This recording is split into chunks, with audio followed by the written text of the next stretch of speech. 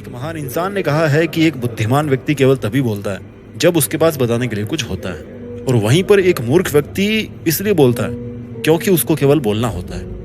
बोलने बोलने का भी फर्क है जी यहाँ पर। अगर आपको लगता है कि आप कम बोलते हैं और ये कम बोलना आपकी सबसे बड़ी कमी है, तो शायद इस वीडियो के अंत होने तक आपका खुद के चुप रहने और कम बोलने के प्रति जो नजरिया है ना, वो बदल जाएगा और आप पाओगे कि आपका कम बोलना आपको औरों से ज्यादा बुद्धिमान और सफल बना सकता है। क्योंकि कम बोलने का मतलब कम सोचना नहीं होता, कम बोलने का मतलब कम समझना नहीं होता, और कम बोलने का मतलब कम मेहनत करना भी नहीं होता।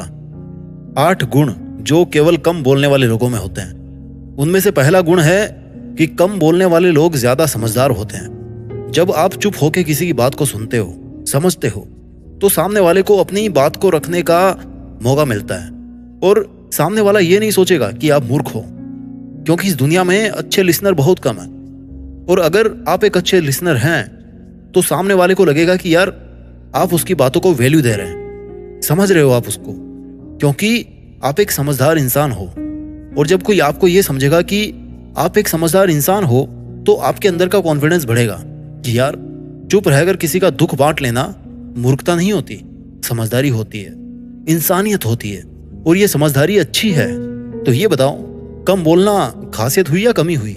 दूसरा गुण जो कम बोलने वाले लोगों में होता है वो ये है कि कम बोलने वाले लोग ज्यादा इंटेलिजेंट होते हैं, क्योंकि कम बोलने वाले लोग एक बार में ही अपनी बात को कहना जानते हैं। एक ही लाइन में अपनी बात को रखने का हुनर कम बोलने वाले लोगों में ही होता है। और जो कम शब्दों में अपनी बात को कह सकते हैं, अपनी बात को समझा सकते हैं, उनको इंटेलिजेंट ही बोलेंगे।